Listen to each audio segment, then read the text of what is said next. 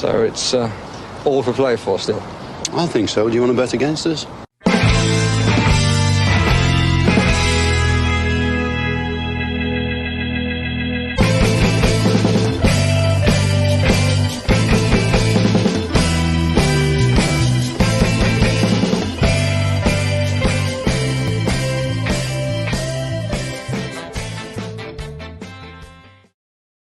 Well, hello everybody, and welcome to For the Love of Paul McGrath podcast. Last time I saw you was from the bottom of a glass of whiskey, and I'm delighted to see you again without any alcohol in my hands, because I celebrated that win against Arsenal and the win against Manchester City on Saturday night. And sometimes you got to, as I've said before, you got to celebrate the wins, specifically when you're Aston Villa, when they don't come around too often. And when you have a week like we had, you got to celebrate it, and you got to put it. You know, you got to remember. Well, when I say remember it, you got to mark the occasion, however you want to do it. Whether you're somebody who likes to drink, or whether you're somebody who doesn't like to drink. Whether you're somebody that likes to go for a good meal to mark an occasion. Whether you're somebody who likes to just sit there and take it all in. Making that little mark on occasions is huge. And while I suppose that we hope that it wasn't our cup final last week with two great results. That just should be, hopefully, is the catalyst for us for another great run of games, and continued run of games, and run into Christmas and have a fantastic Christmas of results. And that all kind of starts, I suppose, with the next game that we have against Zrinjski Mostar. Paddy is here, but it's telling me here he needs to connect his mic and his camera before I can add him to the stream. So we're just going to give him a moment and see if he can add himself to the stream. He's after leaving there. He's after leaving again. I think he's after getting a new laptop, so he's just setting himself up with everything here and just making sure, I suppose, that his cameras and stuff like that works. But we've got Mostar, Zrinjski Mostar at the weekend, or during the week, should I say, in our final group game. Something we need to get a point from, and a game, I suppose, that I'm looking forward to, but I don't even know where I'm going to be in the world on Thursday, because I may have to travel with work. So I'm hoping that when I'm traveling, I'm hoping I will be there for the game. I will be able to watch the game, but I'm hoping that I'll be able to do a team sheet tantrum. So spoiler alert on that one. That the team sheet tantrum is only a potential at the moment, but it's a game I'm looking forward to. Obviously, the brilliant run that we're on at the moment, going away from home to Bosnia, to Medjugorje, really is where this team is from, and it's a long-ish trip, I suppose, really, for the club, and then to come back and have to play again at the weekend against Brentford. Knowing that we need to get points out there to secure our top status, points which I think we will get, and I think that there will be rotation in this game, and I think that I think that Unai Emery will box clever, because I have no reason to think that he won't, because he has used this tournament as a kind of wait a minute, we might have a Paddy Kelly involved here. I can see something different. Well, he's shaking his head. Anyway, I can see his face in the backstage green room here. But as I was saying there, Unai Emery has used this competition to play players that were not getting regular minutes, to play players that have not been in the team week in, week out. And I fully expect the same again. I fully expect to see Clement Longley in the team. I fully expect to see probably him beside Diego Carlos. I think we might be able to bring in Paddy Kelly. Paddy, can you hear me? I can hear you. And I can hear you, so that's absolutely fantastic. I'd say you were sweating there, Paddy. Paddy in technology now, or am I right in saying that, Paddy? Well, it's not. I had to go and resurrect an old laptop to get on here, because it's a brand new laptop, and it won't let me turn on the cameras. And anyway, we'll get that sorted. That's in the settings somewhere, I imagine. The technology is right. Technology is right. I was just saying there, Paddy, though, that, obviously it's no secret to anybody Unai Emery likes to rotate in these games in Europe, and he has done so far to great aplomb, really, because some players have come in, gotten goals. Like Leon Bailey, arguably, you could pinpoint Leon Bailey's resurrection in form to getting runs and scoring goals in this competition, specifically I suppose against Hibs in those games in the early rounds as well, which is confidence breeds performances from players. Same could be said about Diego Carlos since he's come back into the team, and Yuri Tielemans could be another person you could say that these games have really brought on, because having these extra games have allowed us to keep these players keep them in conversations. And like we all remember over the last 2 years, Morgan Sanson got better the more he sat in the bench, and then when he came off the bench, he wasn't as good as we thought he was. So what we have here is we've got these guys who are playing themselves into form, or at least getting minutes, meaningful minutes in big games in Europe, and then coming in the Premier League, as we've seen in recent weeks, and playing really well and being real contributors to this great run that we're on at the moment, Paddy. Yeah, and look, I think of all the games that we've had in this competition, this could be the one that's mixed up the most with regards to fresh faces coming in. Like, I would not be one bit surprised if we saw Philip Marshall start on Thursday night. I wouldn't be one bit surprised if we saw Tim Iroegbunam start. I think there's an opportunity there that he probably sees. There was a lot of talk at the weekend about how tired people were, and a trip to Bosnia might be something that the likes of Emi Martinez, not that I buy into the fact that goalkeepers should be rested, but I think it's an opportunity to let them put their feet up for a few days. People like John McGinn, people like Ezri Konsa. And then you're going to have that. So Luca Dean is suspended for the weekend. Put him in there. Also suspended is Douglas Luiz. Is that correct? Douglas Luiz, yeah. No, yes, Luiz, yeah, it is. Douglas Luiz. So played him in there on played him in there on Thursday and let them rest the weekend, and use that opportunity to leave Alex Moreno and who knows, Boubacar Kamara at home, whatever the case may be, or on the bench. Someone is saying Tim isn't registered. Yeah, he's not. No, the case. Villa are playing with only 22 players for this group, in the group stages, because they couldn't field the 4 academy grown players, and Tim was one of the people that was left off the list. I know Mary Kellerman, I think, as well, was left off the list. I think they were the two that really missed out. I've never seen him since the Hibs squads. So and he got badly injured as well. I think he did something. I think I remember reading somewhere as well that he when I say badly injured, he's out until after Christmas anyway, at least. It's a couple of months out. But like the point I'm making is that I wouldn't be one bit surprised to see that caliber of player that hasn't played an awful lot of minutes. Your Callum Chambers, etc. In fairness, in the last few weeks, we've saw a good deal of rotation. We saw all the players on the bench either start a game or get decent amount of time in there. So, as I keep saying, who are we to second guess what the maestro is doing?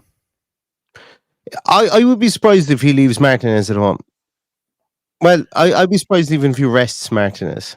Like, Paddy, we know we're in a group chat with somebody who will not take kindly to a goalkeeper being rested. Well, who will not take kindly to a goalkeeper being rested. And I can see... I don't take too kindly to it myself, but at the end of the day,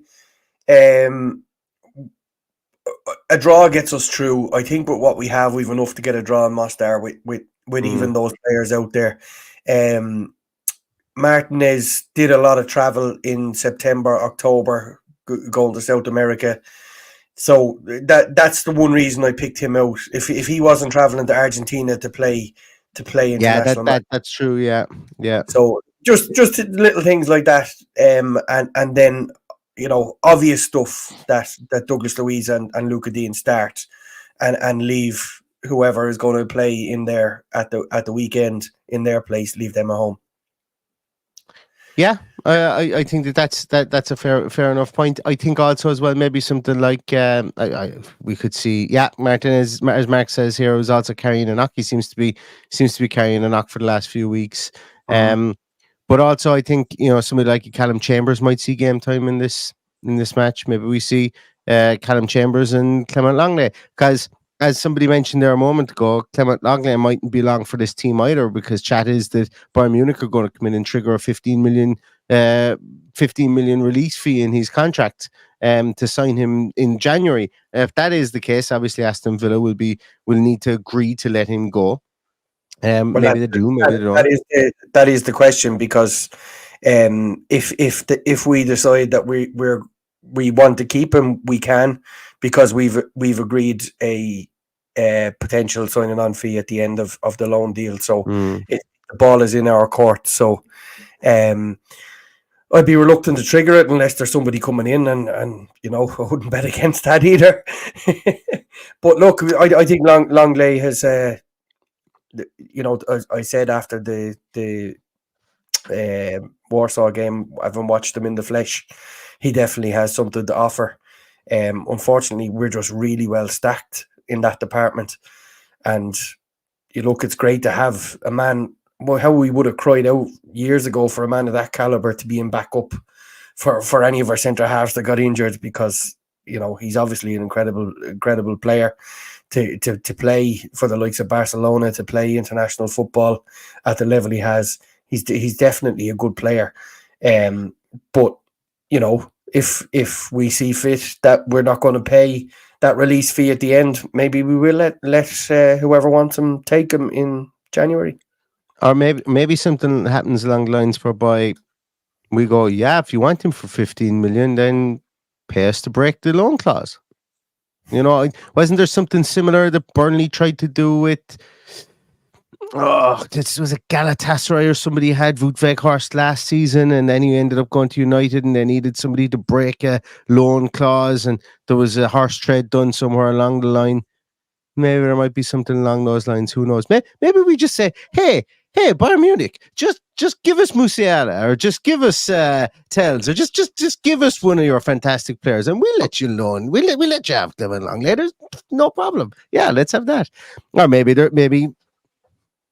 I don't know. Maybe Aston Villa want to cozy up to Bayern Munich to sign one of their players, because that is potentially the arena that we're going to be shopping in, the top teams and buying top players. Not that we haven't bought top players before, but I could think I'm watching, and that's why I'm looking up here, because I've got Man United and Bayern Munich on here, and I'm just eagerly watching to see if United do get an equaliser. Put my hands out here to be slapped, but rather than watch Man United play Bayern Munich and look at fucking Harry Kane's face, I decided to watch the Colleen Rooney documentary. So that's how much I care about what's happening in the Champions League football tonight. So there you go. Yeah. And directly after this, Paddy will be doing another 2.5 hour podcast, and I will be sitting here drinking whiskey while he talks about Colleen Rooney, because I badly need it. Anyway, getting back to Zrinjski Mostar. Like they play, we were lucky to beat them. It was a John McGinn last minute goal. Let's not forget that, in Villa Park. Things weren't going great for us at that time of the season. Well, it's not that they weren't going great, but there was questions about what's happening here, and the team wasn't ticking over like a mouse's heart like it is now. But since then, they went on after that. They won 2 games in their own league. They drew. I'm looking down through it here. They've lost their 2 Conference League games, obviously, but they're coming into this on the back of a loss and a win in their in the Bosnian League. And so it's they're not exactly in sparkling form, but we are bringing arguably the biggest team in the competition to Bosnia, to just outside Medjugorje, I think is where it is. And if you think that every person in the city isn't going to want to be at this game and create a raucous atmosphere, you have another thing coming, because like anything about those Balkan states is they love football. Like whether it's Bosnia and Herzegovina, whether it's in Croatia, whether it's in Serbia, whether it's in Montenegro, it's football, football, football, and there ain't any other shoot match in town, like, you know. So this is going to be a huge, huge, huge occasion. Whatever about Alkmaar going there, whatever about Legia going there, Aston Villa have the star on their crest for winning a European Cup, and they're from the Premier League, and we're on such a great run, and we've just beaten Arsenal and we've just beaten Manchester City. The target will be all over our back in Bosnia on Thursday night, and they're going to be up for it. And this, like I spoke about, it, the Man City and the Arsenal week that we just had, that won't be our cup final, so to say. That there are other fish to fry, and we will have other good results this season. But Zrinjski have no, like, they lose nothing by treating this as a cup final, and this isn't being disrespectful to them, because they obviously, if they win this, they can. Well, they can't progress as far as I'm aware. They can't progress, but what it does for a nation like that to have a club beat a Premier League team, it would be the equivalent of, like, they're never going to win a Champions League. Let's be honest about it. So they will talk about the night they beat Aston Villa at home for the rest of their lives if that happens. So this is a huge fixture for them, absolutely huge. And you saw how much they were up for it for the game in Villa Park as well. That they literally threw bodies and you know, put themselves on the line to block everything they possibly could, and it took a very, very late John McGinn goal to beat them. And boy, did we celebrate that. Like, it was huge for us at the time as well, because a draw there would have put us really under the cosh with regards to who was going to progress in second place. So it was an important win for us, and for them to go and beat Aston Villa, it would be European news all over the place, and each one of those 11 or whatever amount of subs come on will be talked about when in 30 years' time they're sitting in a pub in Mostar, name the team that beat Aston Villa, and everyone will talk about it. And that's why this game will be absolutely huge for them. But I still believe, regardless of how much he changes it up, we should have enough to go and get at least a point there. And you're right, Paddy, in what you say, because I'm from Limerick. I'm living in Galway. I'm from Limerick here in Ireland. And back in the 80s, back in the 70s and 80s, Limerick FC had a superb team. They played Real Madrid. Real Madrid. And Desi Kennedy scored a goal, and he was a mechanic. And, you know, I know people whose fathers took their cars to Desi Kennedy because he was the guy who scored the goal against Real Madrid to go 1-0 up. Now, Madrid beat them 2-1. But we're 43 years on, and that was before I was even born that game happened, and it still is brought up in conversation. You know, it still is brought up in conversation, and that's what you're talking about now. Exactly. Zrinjski Mostar are like, back then the League of Ireland was real like, it was very good standards, you know, but it's not as good anymore. But Mostar are the team that are ploughing the furrow within Bosnia at the moment, and as you say, it's just colloquially things will be spoken about just like that. There's actually a great documentary about that day, about that game, about Limerick FC versus Real Madrid. I must try and dig it out. I'll fire it up on YouTube somewhere, or I fire it up on Twitter somewhere. But there's about 10 or 15 minute long documentary about it. It's actually nice and quaint if you guys are into that kind of stuff, about harking back to football of the old days. One of our neighbours here who drinks in our local pub was goalkeeper that day, and he's the local hero here, Kevin Fitzpatrick. So it is an amazing thing for something to hit such a small town like Limerick and like Mostar, and everybody remembers. Like I remember playing. Well, I didn't play, but I was involved with a squad that played Dundalk in the FAI Cup, way back when I was a teenager. And everybody in our local pub talks about who played that day, and we drew 0-0 at home to Dundalk in the FAI Cup. Amazing stuff. Yeah. Spud asks here again, Paddy Neil, do you think that Moreno and Dina plays against Mostar? I think you mentioned that, Paddy. I think he'll go with Dina, considering that Dina is is out for the weekend. But I'd say maybe he gives him 60 minutes and then brings on Moreno, because you make a great point here as well, Spud, that he's going to need to, like, he's not going to have an easy day, Moreno, against Brentford at the weekend either. So he's going to need to come up to match speed. But saying that, he was absolutely outstanding in what we've seen of him so far. Moreno, he's been like a blue arse fly going around the place. He's been superb.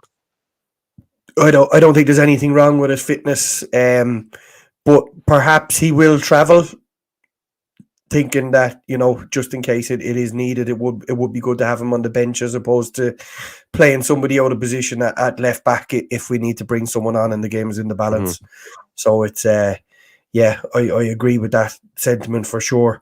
But like we looked at, I know you're a big fan of Instagram. Boubacar Kamara sitting on his sofa while we were playing Bournemouth a few weeks ago, and I was going, that's exactly where your ass should be today, getting a nice deserved rest after the shift you've put in over a few weeks. And then he comes out the next day and was absolutely immense against Manchester City. So rest is good, especially at this time of year. Thankfully, this is, I think, is our last midweek game of, if you don't count St. Stephen's Day, Boxing Day. This is our last midweek game of the year, and we don't have another one until we play Newcastle at the end of January, which is a massive. The Premier League did us a huge favour there, by the way. Considering, well, I know they would have only been bringing like a couple of thousand fans, but they would have sold out their allocation, and to have it on Thursday night at 8:15? Can't see many Geordies making that trip. Tuesday night, sorry, at 8:15.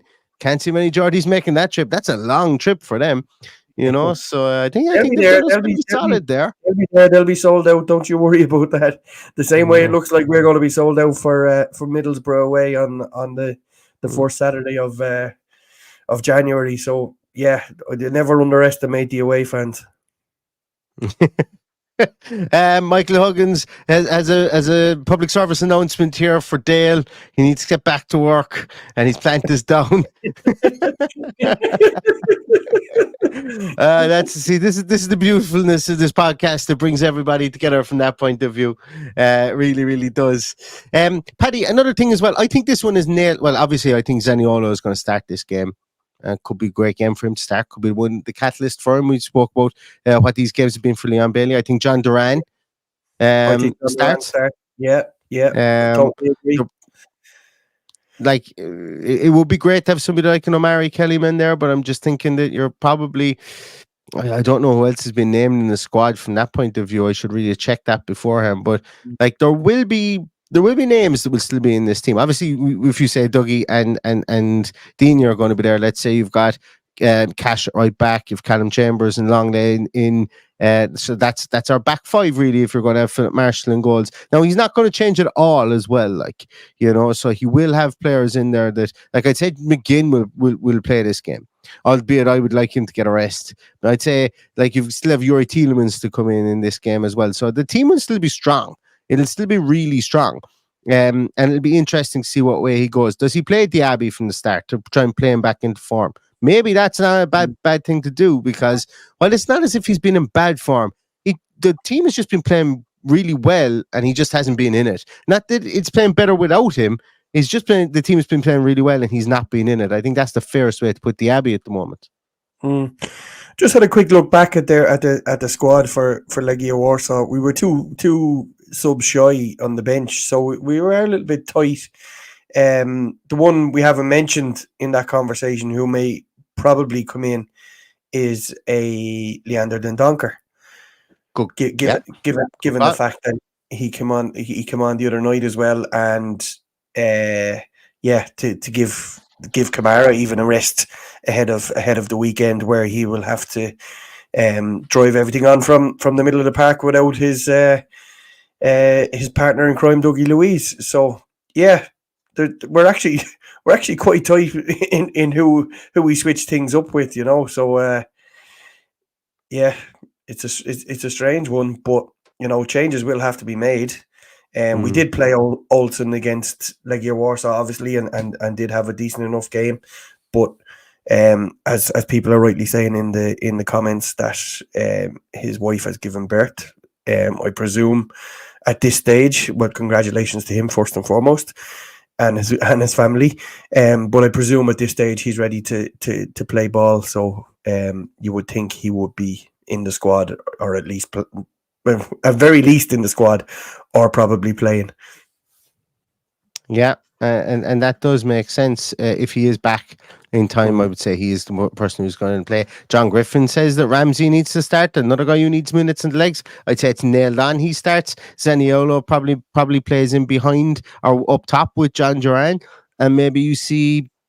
I don't know, like maybe you see a midfield of Dendoncker and Boubacar Kamara with Yuri Tielemans playing from the right hand side, or maybe Zaniolo playing from the right hand side and Tielemans playing in behind John Duran.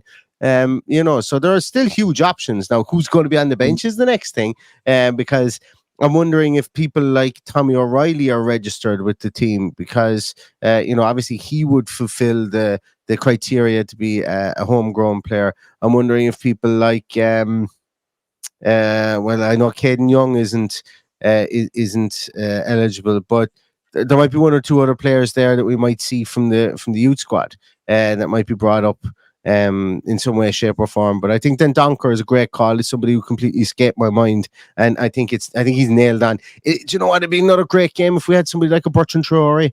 But whenever Traore's chance comes up, he's always injured, and then when you least expect him to come on, he'll come on in the Premier League game. That's just what happens with Bertie, unfortunately. Just look at it. It's actually a huge game, the other game, because Alkmaar can technically still catch Legia Warsaw. But I can, yeah.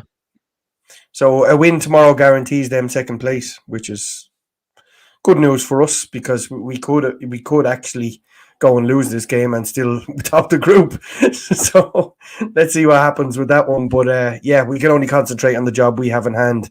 And as we have alluded to so many times, that means less games in February if we top the group. So we can't be taking it too lightly either. Absolutely, 100%. Matt Hallinan, thank you so much, Matt. He says points for podcasters, or maybe a rain check on the point, then keep the content coming. Yeah, rain check on the point tonight anyway, for sure. It was nice to get a nice old blow like that, though.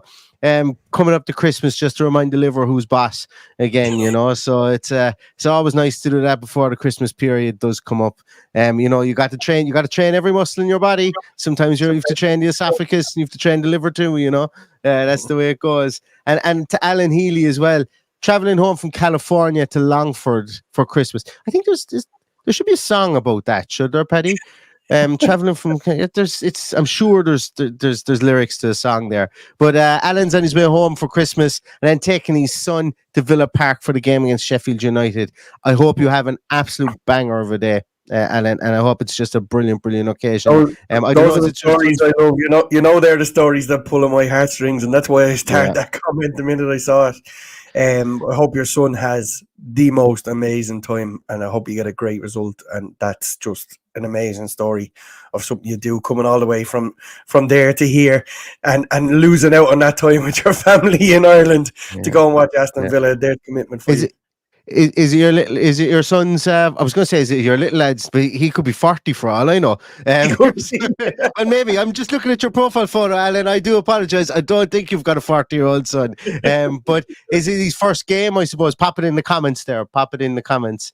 I was in work today, and it's only just the only reason I reacted like that. I was in work today, and somebody told me that they had a 25-year-old son, and I genuinely nearly fell off my seat, because I just never would have thought that this person was even anywhere near. I wouldn't have even thought they were 25 myself.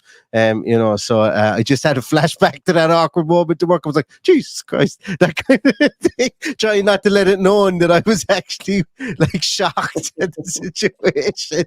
So that was me having a bit of PTSD today about my about something in work.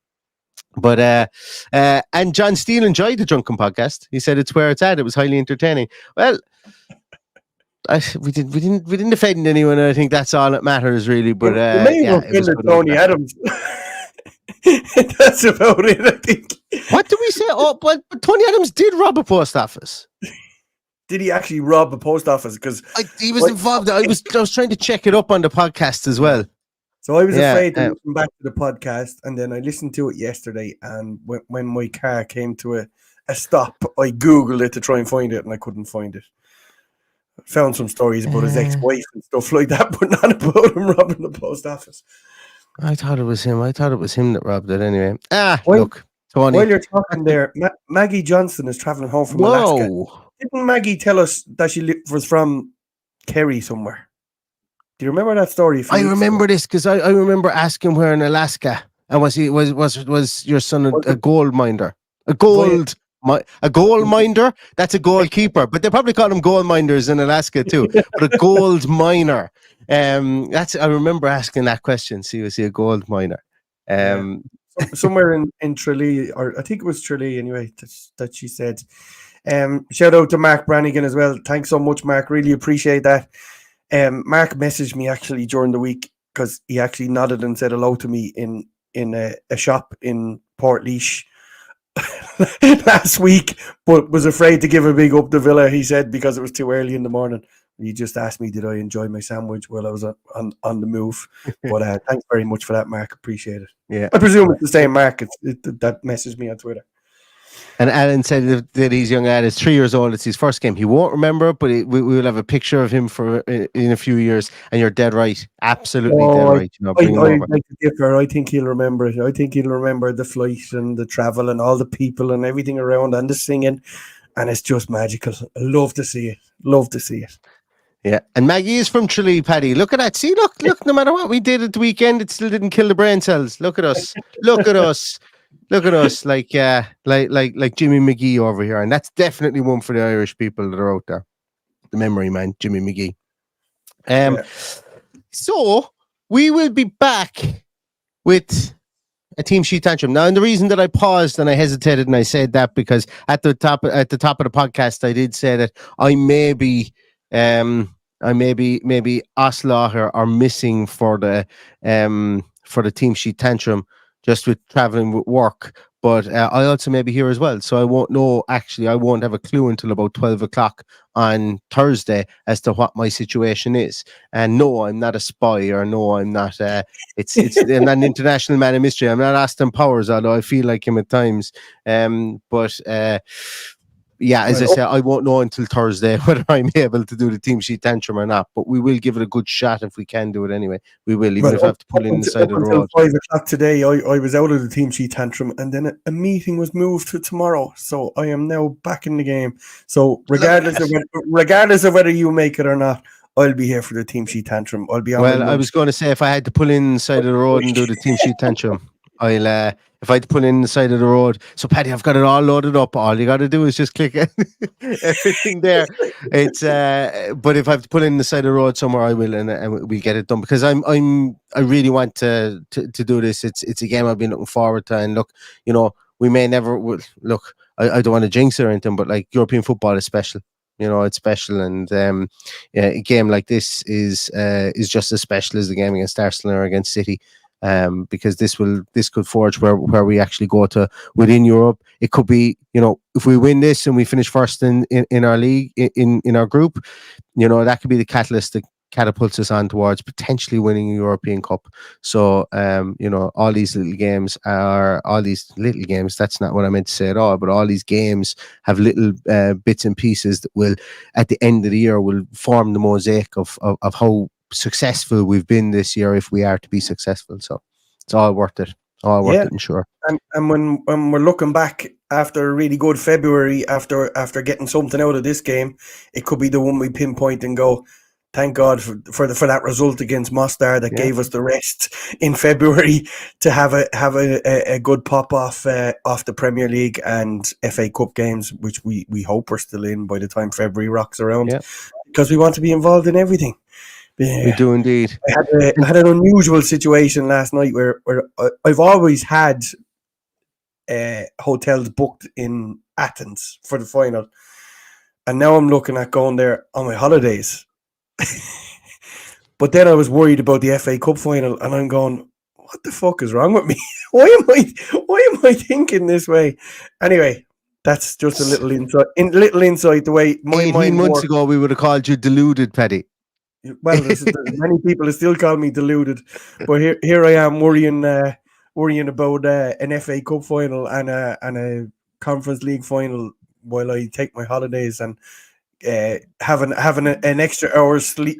Loss of sleep last night, wondering was I going to miss an FA Cup final if I booked my holidays to Greece. Yeah, this is what I have to put up with now in WhatsApp messages. Everyone, this is what I have to put up with, and I don't even have to put up with as much. Like, I'm sure his family have to put up with way worse, but this I have to put up with.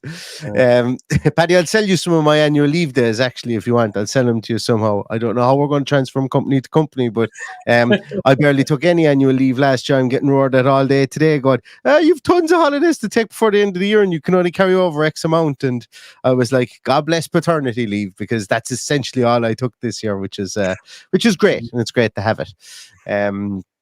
It's a reason. It's a reason to have another one. I think. I wish I had lots of holidays, but what can you do? It's yeah.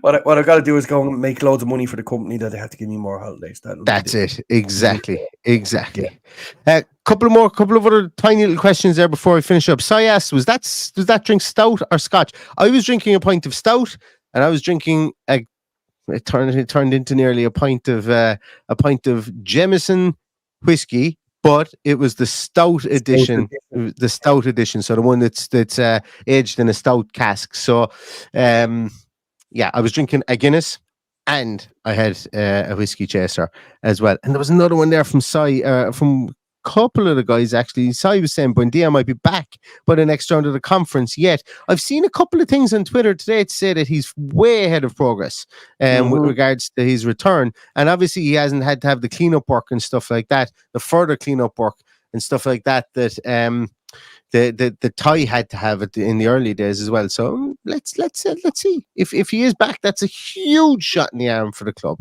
because just having freshness up there, regardless of who it is, but when I say regardless of who it is, it makes it seem like I don't like Buendia. But what I mean by is we've got lots of people who can rotate in and around in those positions, but having that freshness is key, and it's paramount. And playing on hopefully on 3 fronts, 4 fronts, 3 fronts, will dictate that we will need all those bodies. So if we do get Buendia back, that's a massive shot in the arm for this club. It'll mean we'll only be down Tyrone Mings basically on where we were at the start of the year, and with a January transfer window. And I just can't see the club not signing or not trying to sign at least 2 players that come in and make a real difference through the course of the rest of the year. So exciting if that is true. Yeah, it is exciting. And as you say, we've been in this position before under previous owners where we didn't strengthen when we had this opportunity. So I hope we learn lessons from the past. Well, I do agree with what Dan Bardell says, that he doesn't expect a big influx of players coming in. I definitely think there'll be 1 or 2, and they'll probably be high profile. Yeah, I think so too. And they may be in positions that we didn't even think we needed people in. That just seems to be, look, we've had 1 January transfer window, and we brought in a left back and we thought we didn't need one, and he turned out to be an absolute rocket of a signing. So let's see what the Mister does in this transfer window as well, and I'm looking forward to it, as you all know. So I do have to go this time, and I've got to wrap up the shop here. But thanks very much, everybody, for listening and for watching. Paddy, actually, I've moved this over here, but just because it just kept on falling down behind me. It's kind of weird. I've gotten a new camera, and now the new camera is really zoomed in. I can't really get my background done, and I've ordered a lot of stuff for my background. I have this big, massive light that's going in my background as well, so we might have to try and finagle something here to get it sorted. But I'm looking forward to getting that signed shirt up on the wall ASAP as soon as the other bits and pieces come.